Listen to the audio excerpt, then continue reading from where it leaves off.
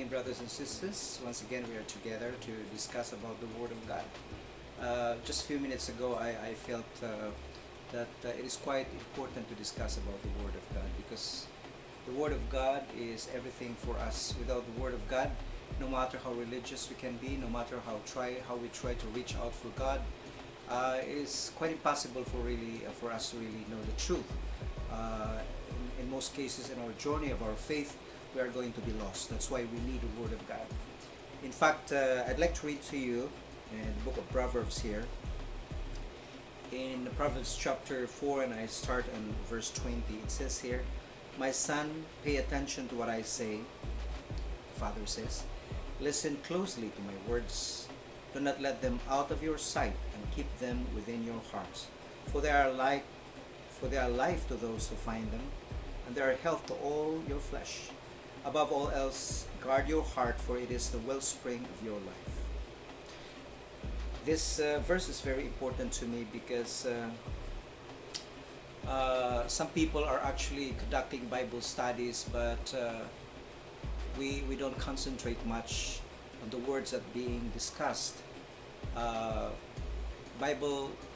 God commanded Joshua before he enters the land of Israel, and he said, "You have to meditate my word day and night, and if you are going to do so, you are going to prosper in the land that I'm going to give you." That's how important the Word of God is in our life. Now, we have to pay attention. It says, "Pay attention to my words. Do not let them out of your sight." In the Old Testament time, Moses was very strict to the people of Israel. He is commanding them to just put them in the doorsteps, in the signages. They put it in their foreheads, and all the symbols they have is all about the Word of God. The Word of God is indeed so important. In fact, the Bible emphasizes that the Word and God is one. In the beginning there was a Word, and the Word was with God, and the Word was God, and the Word became flesh and made His dwelling amongst us. So that is why very important. Jesus said, I remember when Jesus was talking to His disciples in the book of John, there was a story there that tells us that Jesus tells the people, "If you don't believe me nor the miracles that I've done, you have to be aware that it is not me who is going to judge you, but it is the words that I have spoken unto you." It is the same word that is going to judge us all when the day of judgment comes. So just imagine how important the Word is. The Word of God is very important for a person who confess that he believes in God. 2 Timothy chapter 3:16 give emphasis on that. It says there that the Word of God is actually God-breathed. It means that God has breathed on His Word to make it a living Word. You know, the Bible is a living Word of God. It is not like the normal novels that we read around, and after reading the novels or the comics or the newspapers, it's gone from our memory, from our priorities. It's gone. But the Word of God, when you read it, since it is a living Word, it penetrates into you. You cannot almost do away from what has been said after you have read it.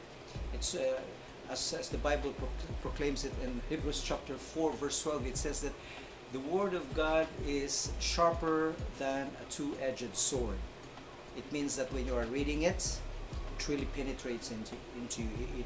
It continues by saying that it goes into the dividing spirit and soul. You know, most of us believe that spirit and soul are just one, but actually, because the Word of God is so sharp, it could divide the difference between the spirit and the soul.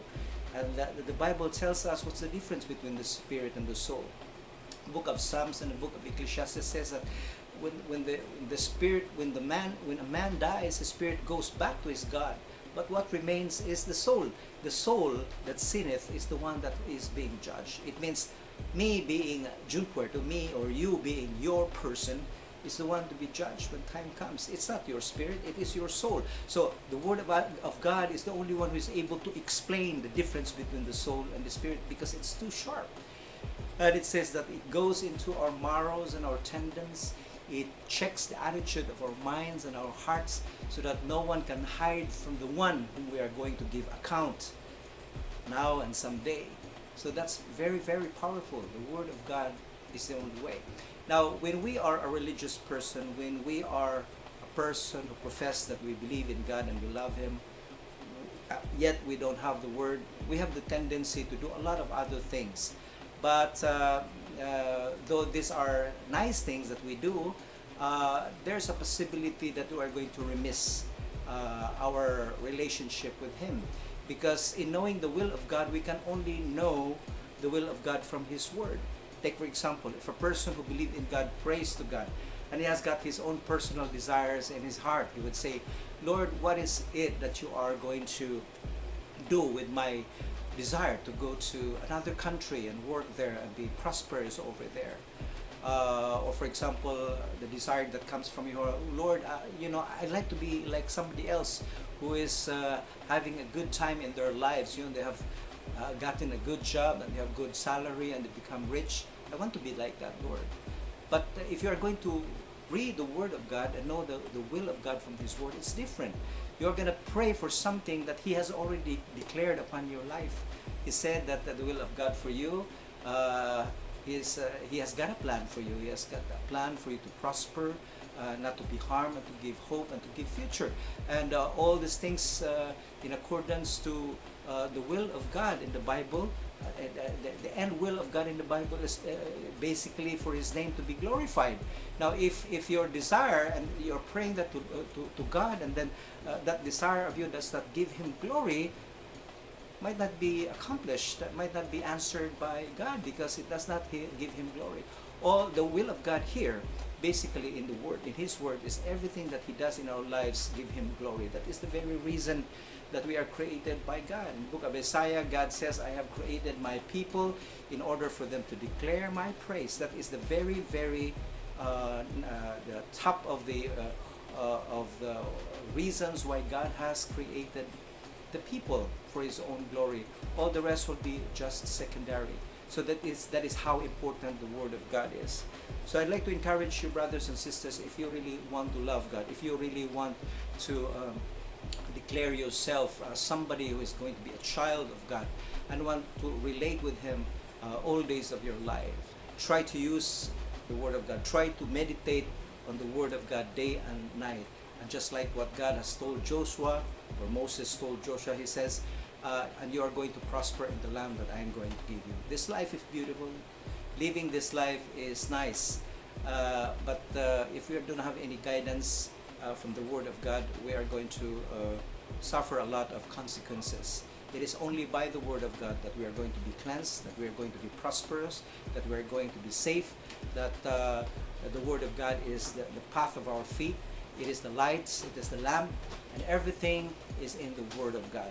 So I encourage you, brothers and sisters, to meditate on the Word of God. Take your time before you sleep. You read a verse or a paragraph or a chapter of the Word, and later on you'll get used to it. It's a journey. It's not something that is done overnight. It is an overtime, a lifestyle of a Christian is a lifestyle walking with God. It's a journey, my friends. So I say I bless you, and may the Lord be with you when you decide upon yourself. Take up the Word of God, the Bible, and keep on reading. Enjoy it. Have a good night.